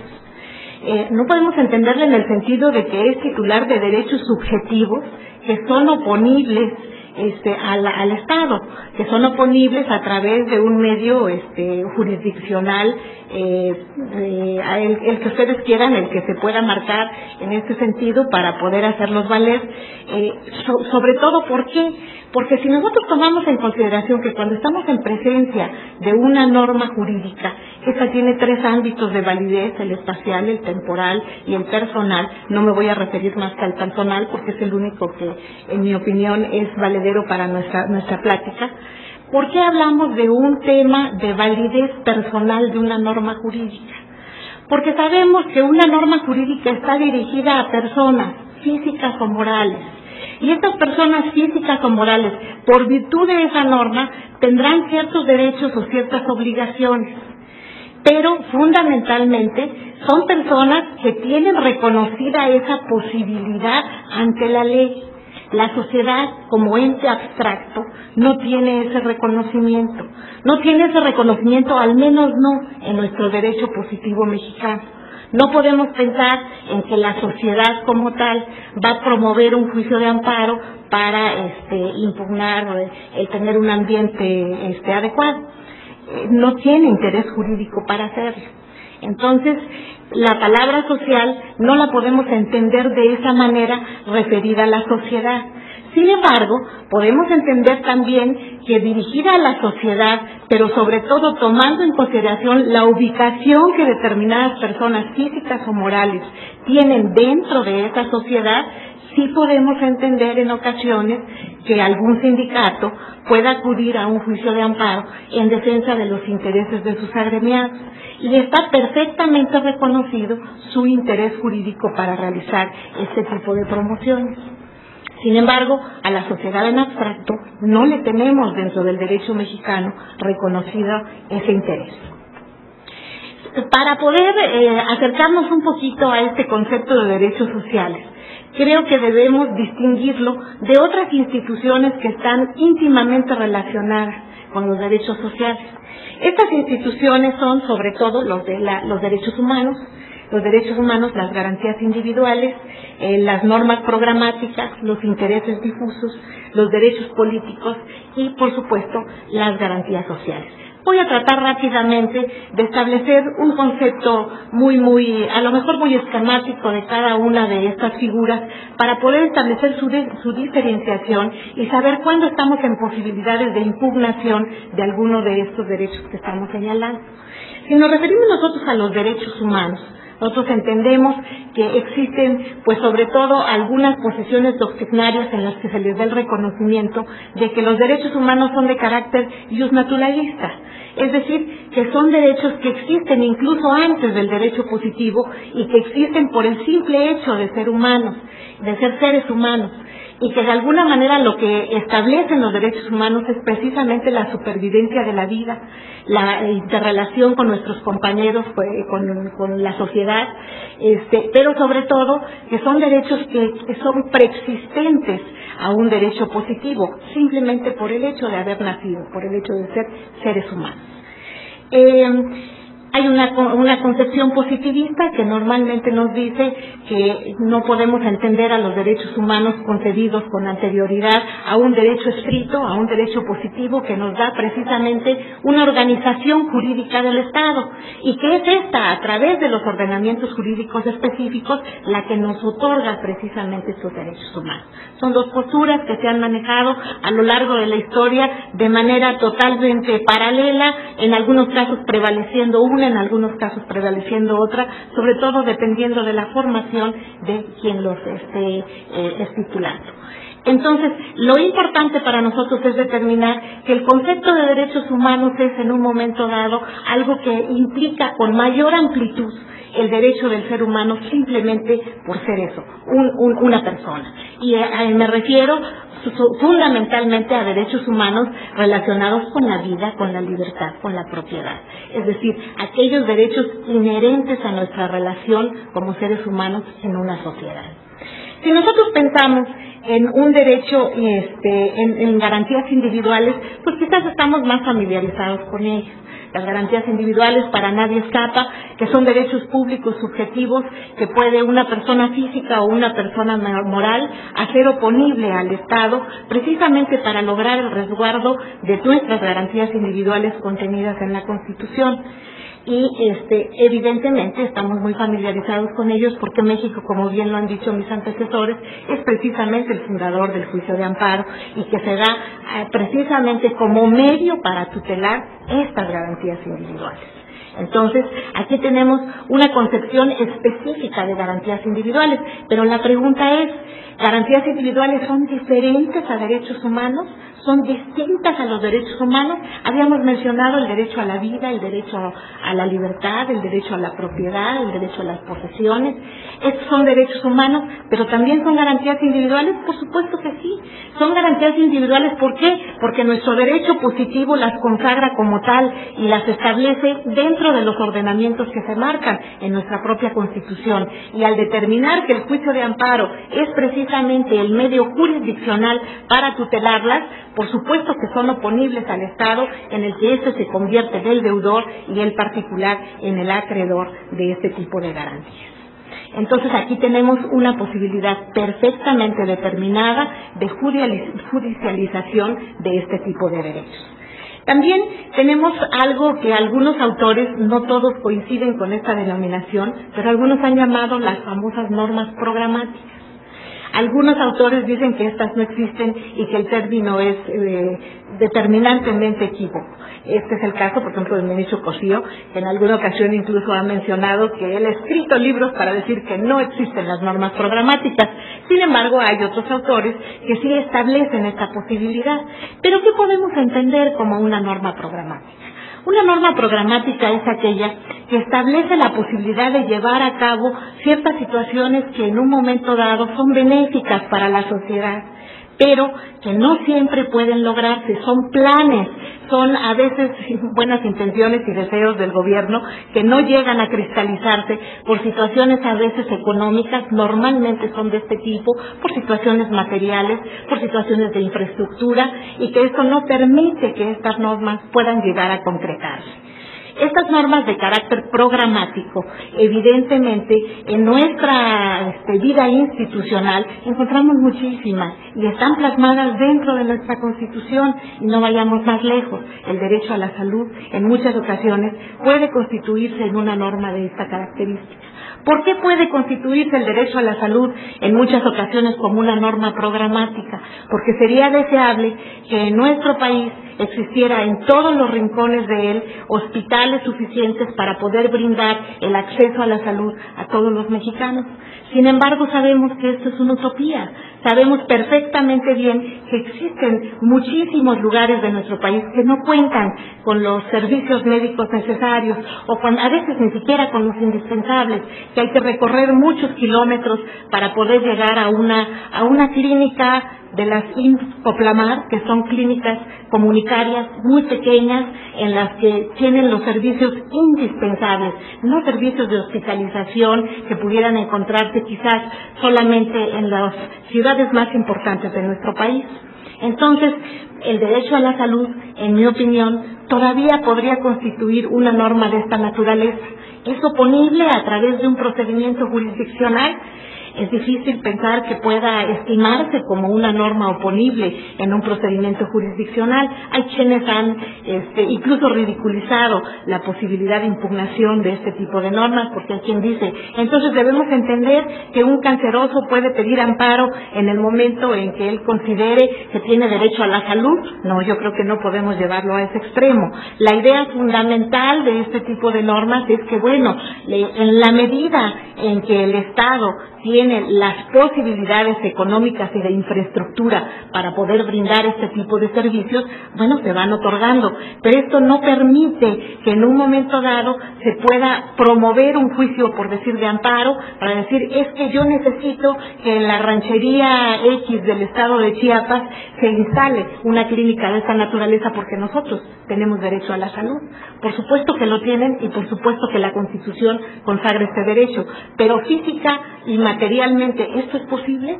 Entonces, por eso estas normas en muchas ocasiones se quedan en esta parte inicial, en la que no necesariamente por falta de deseos pueda lograrse el acceso a este tipo de derechos, sino que materialmente no siempre es posible hacer. Lo mismo sucede, por ejemplo, con el derecho a la vivienda. La Constitución nos marca en el artículo 4 que los mexicanos tenemos derecho a una vivienda digna. Y la pregunta es, el que no tiene vivienda, ¿tiene posibilidades de acudir al juicio de amparo para decir, la Constitución dice que tengo una vivienda digna y por tanto tienes la obligación, Estado, de proporcionármela? O bien, me proporcionó una vivienda de interés social y yo considero que esta no es digna porque está muy chiquita y tiene muy pocos metros y tiene realmente un espacio en el que no satisfago mis necesidades familiares. ¿Puede por esto pedir amparo? No. Simplemente esta es una norma de carácter programática en la que los mejores deseos de la política nacional serían esos, que en México existiera la posibilidad de que todos los mexicanos tuviéramos una vivienda digna, pero no necesariamente existe la posibilidad de oponer la falta de este derecho, el incumplimiento de este derecho a un posible juicio de amparo. Entonces, las normas programáticas muchas veces se convierten en eso, en planes, en buenos deseos, sobre todo en la posibilidad de crear para el Estado mexicano un mejor nivel de vida, pero que se queda normalmente en eso, normalmente en una mera posibilidad, exclusivamente en un deseo. Tenemos también, por otro lado, los intereses difusos. Mucho se ha dicho si los intereses difusos deben o no ser protegidos a través de un interés jurídicamente tutelado para poder ser impugnado a través de un juicio de carácter constitucional. Cuando nosotros nos referimos a los intereses difusos, entendemos que son aquellos que son otorgados a una colectividad, pero que de alguna forma estos derechos difusos no están estableciendo el interés jurídico para las personas que en lo individual integran esa colectividad. Todos estamos empeñados y, por supuesto, interesadísimos en que en México prevalezca un ambiente puro, un ambiente sano. Todos sabemos que la Ciudad de México, sobre todo, es una ciudad en la que los grados de contaminación son prácticamente altísimos. Sin embargo, nosotros podemos decir, como sociedad, tenemos derecho a un ambiente sano, a un ambiente puro. Vamos a poder oponer este derecho a través de un procedimiento de carácter jurisdiccional. No tendríamos el interés jurídico para hacerlo. Pero fíjense que aunque lo tuviéramos, vamos a pensar que nuestro juicio de amparo llega a aceptar una acción de carácter colectivo en esta naturaleza. La idea, yo les pregunto, ¿cómo se va a cumplir una sentencia de amparo que diga efectivamente la Constitución dice que se debe preservar el derecho ambiental y por tanto debe otorgarse la protección federal solicitada? Mi pregunta es, ¿cuáles son los efectos de esta sentencia de amparo? ¿Qué es lo que va a hacer la autoridad para cumplir con esta sentencia de amparo? Bueno, pues yo creo que de alguna manera todo este tipo de derechos, en el momento en que vamos a impugnarlos, no solamente tenemos que basarnos en postulados de que sí, enarbolemos la posibilidad de que se crezca en la impugnación de los derechos sociales. ¿Por qué? Pues porque son parte de la humanidad misma y tenemos derecho a ellos y nuestra Constitución en muchas de sus partes lo está estableciendo.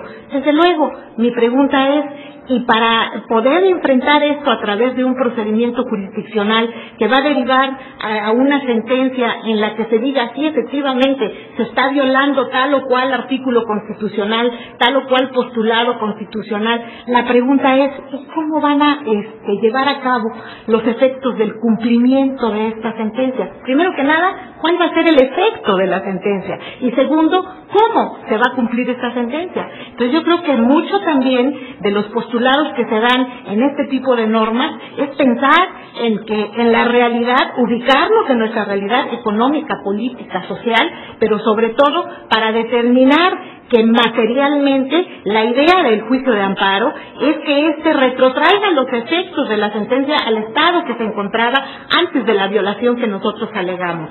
Y si retrotraemos esos efectos, la idea es que seamos resarcidos de la violación a la garantía constitucional. Y mi pregunta es, ¿en estos casos vamos a obtener un resarcimiento? ¿Es posible que el Estado pueda resarcir este tipo de problemas cuando no existen los medios materiales para hacerlo?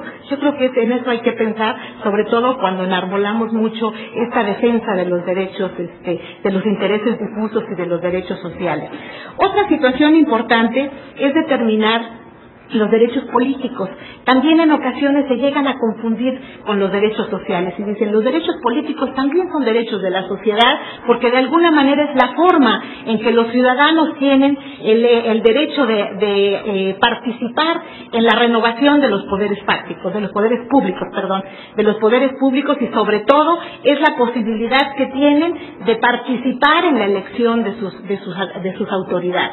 Sí, de acuerdo. La pregunta es, ¿los derechos políticos son también garantías individuales? ¿Son también oponibles a través del medio de defensa que es el juicio de amparo? Yo les diría que no. Los derechos políticos, de alguna manera, están reconocidos en nuestra Constitución y en la actualidad tenemos medios de defensa específicos para poderlos hacer valer a través de medios de instituciones de carácter jurisdiccional.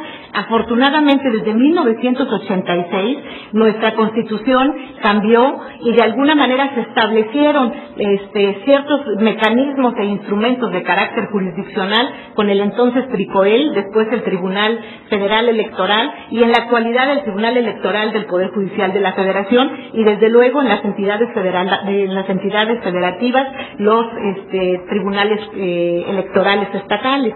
Y estos tienen la posibilidad de que estos derechos de carácter político sean impugnados a través de los diversos procedimientos que se establecen en estos juicios. Sin embargo, la pregunta es, ¿estos también pueden ser garantías individuales? Yo diría, no pueden entenderse como garantías individuales, son derechos políticos, son garantías, podríamos decir, de carácter político, que tienen sus medios específicos de impugnación a través de las instituciones específicas y competentes para este efecto. ¿Por qué se dice que en un momento dado no pueden considerarse incluso como derechos humanos? Porque se dice que los derechos humanos son para todos, los derechos humanos son para todo el ser humano independientemente de su calidad y de su capacidad. En cambio, los derechos políticos, recuerden ustedes, que están reservados a los ciudadanos. Y esta distinción ya se hacía desde la Revolución Francesa. Acuérdense que en la Declaración de los Derechos Humanos se decía la Declaración de los Derechos de los Hombres y de los Ciudadanos. ¿Por qué se hacía esta diferenciación? Porque evidentemente para los efectos de los derechos políticos necesitamos ser ciudadanos para poder gozar de ellos. Entonces, aquí encontramos una diferenciación específica entre derechos políticos, derechos humanos y garantías individuales. Por esta razón también se ha prevalecido desde la época de Iglesias y Vallarta la idea de que en materia de juicio de amparo jamás podemos impugnar una situación de carácter política. Y la idea fundamental en esa época era de que había que apartar al Poder Judicial de toda decisión que se involucrara con la política del Estado para única y exclusivamente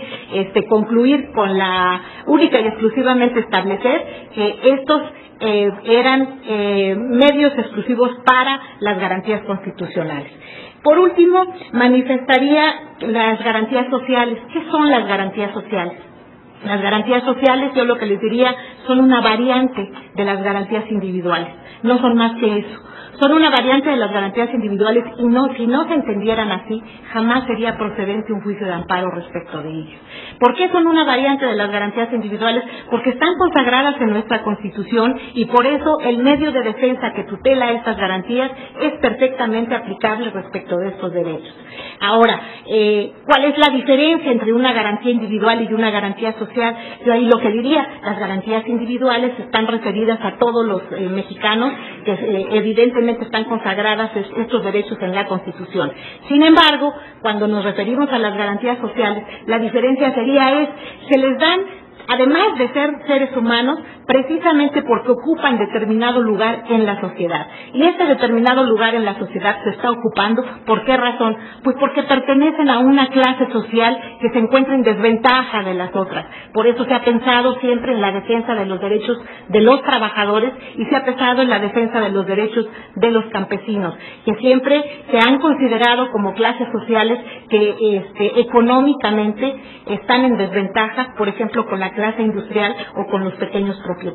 Y por esta razón se les ha dado protección y tutela diferentes a los demás, pero por supuesto que pueden oponer sus derechos ante los medios jurisdiccionales idóneos y sobre todo de manera específica ante el juicio de amparo de que se trata. Creo que mi tiempo ya se terminó. Yo lo único que quisiera decir es que nuestra Constitución también establece derechos sociales y de garantías individuales, establece también posibilidades de poder impugnar ante el medio de defensa establecido para este efecto, que es nuestro juicio de amparo y eventualmente una acción de inconstitucionalidad, este tipo de derechos, y que desde luego se encuentran comprendidos como derechos sociales, pues los derechos a los pueblos indígenas, el derecho a la educación, el derecho a la salud, el derecho a la vivienda, y muchos otros más.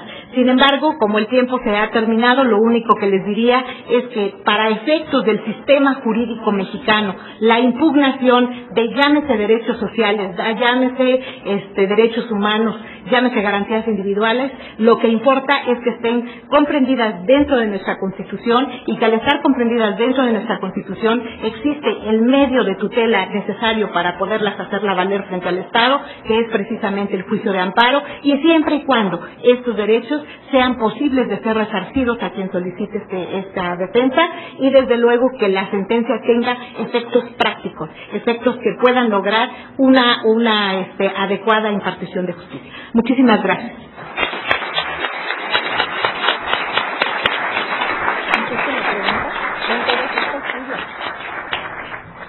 Agradezco a la señora ministra Loma Ramos.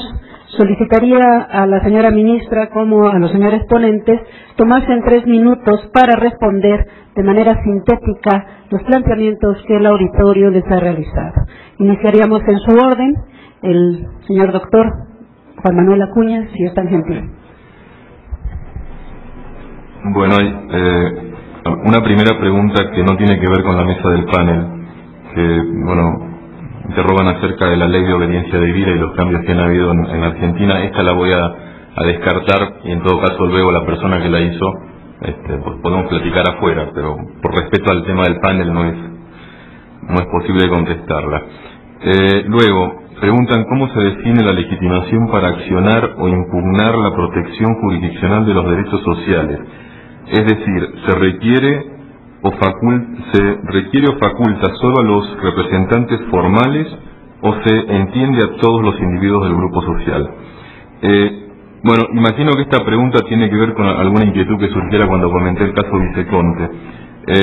El caso Viceconte es un amparo colectivo que se plantea en el marco de una afectación a un derecho de incidencia colectiva. La Constitución Nacional Argentina, a partir de la reforma del año 94, faculta en este tipo de amparos a las asociaciones, al defensor del pueblo y a los afectados. Viceconte, la señorita que impetró la acción, habitaba en la zona de Azul, que es una zona comprendida dentro del amplio espectro de posible afectación del virus junino de la fiebre hemorrágica argentina. Y después otra pregunta que dice, ¿cómo se definen los alcances del fallo si se trata de grupos sociales de cuantificación indefinida? Bueno, respecto a los efectos de la sentencia en un amparo colectivo hay varias posturas. En Argentina, a partir del fallo Asociación Bengalensis, la Corte ha venido sosteniendo efectos generales. Ahora, en Brasil, por ejemplo, según entiendo, se sostiene la posibilidad de los efectos generales en la medida en la que sean beneficiosos y no si son negativos. En definitiva, hay una serie de opciones, pero en Argentina la posición es esta, ¿no? Bien, pues eso sería lo que tendría que decir. Gracias, doctor Juan Manuel. Maestro Jorge Ordóñez, por favor. A mí solamente me llegó una pregunta y la contestaré muy brevemente también. Pregunta Álvaro García Villacaña si el derecho social es el derecho al bien común. Bueno, hacer esa comparación pues valdría el derecho social podría ser el derecho al bien común, pero yo más bien veo el derecho social como un derecho de contenido prestacional, de satisfactores. Entonces, pues bueno, la equivalencia podría darse. Esa es la única pregunta que me han dirigido. Gracias, doctor. Señora ministra. Sí, hay varias preguntas. Una de ellas es que en el caso de las reformas del ISSSTE se me pregunta por dos personas que si la Suprema Corte de Justicia de la Nación podrá o no ejercer la facultad de atracción.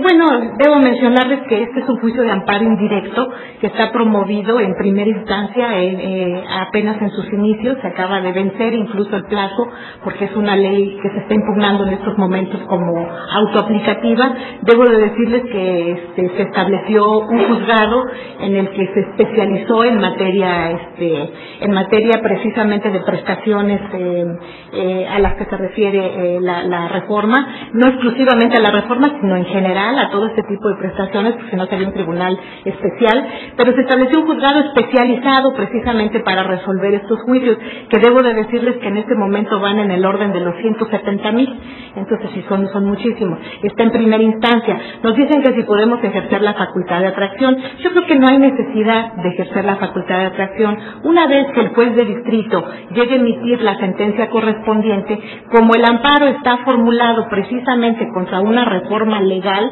la competencia en la revisión se surtirá en favor de la Suprema Corte de Justicia de la Nación y por supuesto en favor de la Corte, porque es una reforma de la que no hay jurisprudencia. Normalmente puede conocer de este tipo de asuntos en revisión un tribunal colegiado cuando existe jurisprudencia de la Suprema Corte de Justicia de la Nación. En este caso no la hay, entonces no hay necesidad de que se ejerza la facultad de atracción, porque en revisión necesariamente por nuestra competencia tendrá que conocer la Corte de este asunto.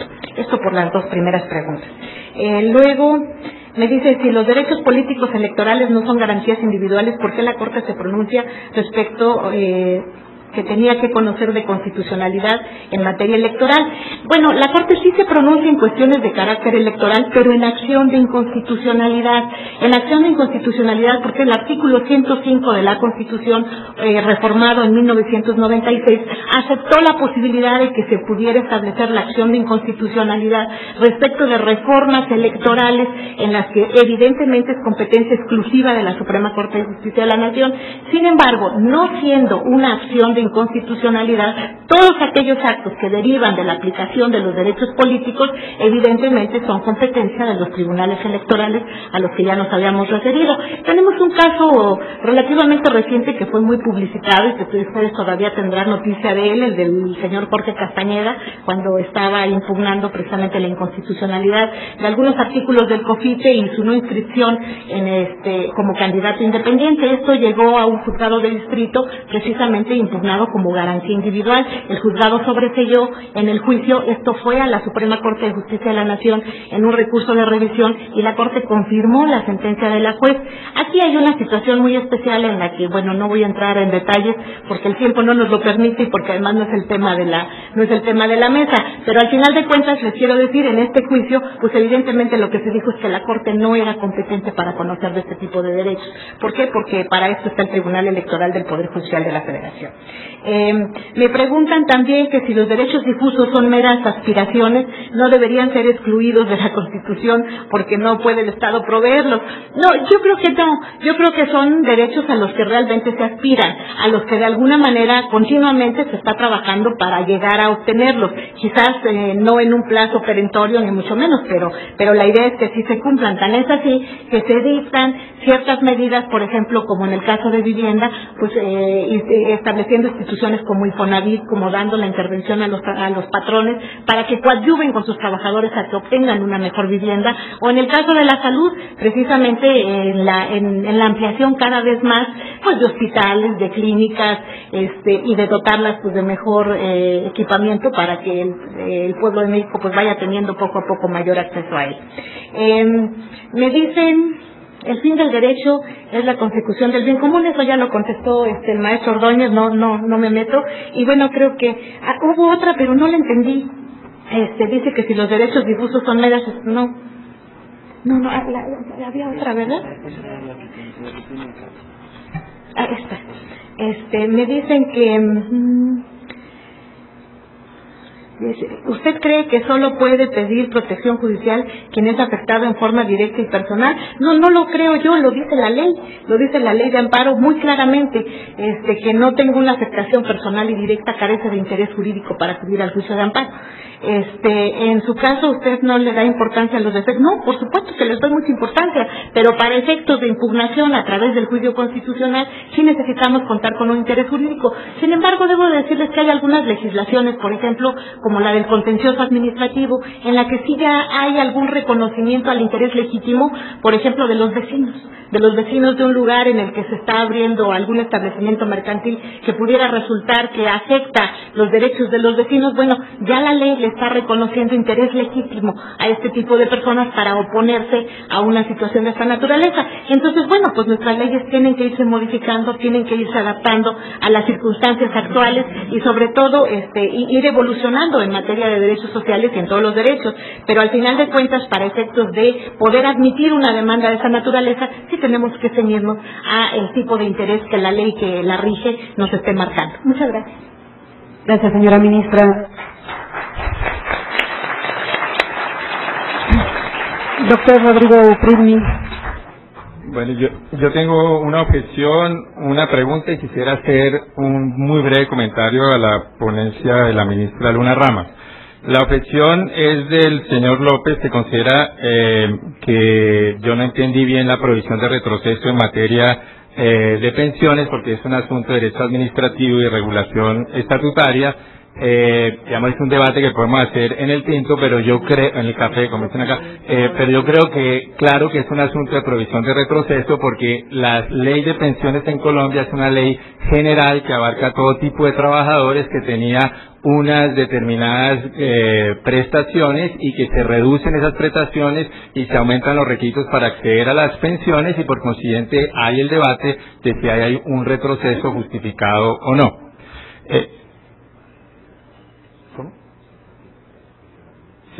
Perdón, solo para despedir a la señora ministra Luna Ramos. Le agradecemos infinitamente, señora ministra.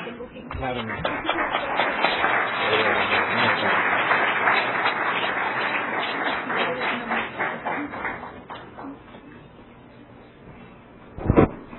No, tranquilo. Perdón, el segundo es una pregunta del señor, de la señora Paula Melgarejo, si la idea del profesor Sagüez del habeas corpus colectivo para proteger intereses homogéneos y múltiples podría ser aplicable al caso de la protección de derechos sociales. Yo creo que es una idea supremamente sugestiva. Precisamente lo que yo creo es que en materia de derechos sociales hay que repensar y rediseñar los instrumentos de protección para ver cuáles de los instrumentos clásicos son válidos para la protección de los derechos sociales y cuáles requerirían nuevos instrumentos. Pero lo que creo que es inapropiado, y ese era mi comentario a la ministra, es que a partir de los defectos que pueda tener un instrumento de protección, como puede ser el amparo para protección de derechos sociales, extraiga uno la no justiciabilidad de los derechos sociales. Ahí yo creo que hay un salto conceptual complicado, porque una cosa es que uno en derecho positivo reconozca que este instrumento no funciona para eso, porque requiere, por ejemplo, sentido reparador, y en derechos sociales muchas veces no es sentido reparador, sino más bien omisiones para progreso. Pero eso de ahí no debe, creo yo, uno desprender la no justiciabilidad de los derechos sociales. Y también creo que la señora ministra, con todo respeto, quedó atrapada en el dilema del todo o nada. Es decir, que si uno no protege la totalidad del derecho social, entonces que el derecho social no es justiciable, con un poco, digamos, la idea esta de que si uno va a proteger el derecho a la salud, entonces quiere decir que si yo quiero, por ejemplo, una cirugía estética o un tratamiento contra el cáncer que de cualquier costo, entonces puedo reclamarlo judicialmente. Quienes defendemos la justicialidad de los derechos sociales, creo que nunca hemos defendido una justicialidad en esos términos. Pero el interrogante sería, supongan que por vía de acción de inconstitucionalidad en México se impugnara una ley que hipotéticamente dijera: ahora todos los recursos de la salud se salen de la atención básica y se van a la atención de enfermedades muy especializadas, muy especializadas, de costos enormes y que usualmente solo afectan a un conjunto mínimo de la población. ¿No hay ahí una violación flagrante del derecho a la salud que podría ser declarada inconstitucional por la Suprema Corte de México?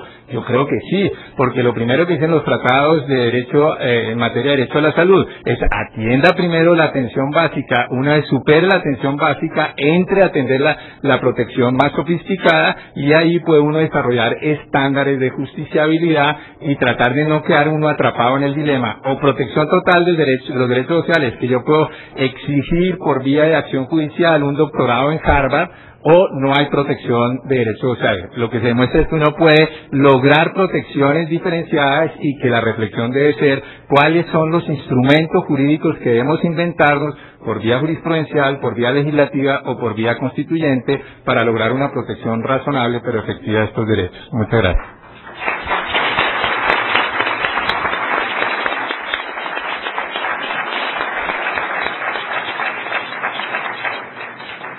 Agradezco al doctor Uprigni, lo mismo que a los señores ponentes que han quedado hasta ahora, y les daremos 5 minutos para el posicionamiento de la Mesa Interpretación Constitucional de los Derechos Fundamentales. Muchas gracias. Disculpen, ¿pueden esperar un momento?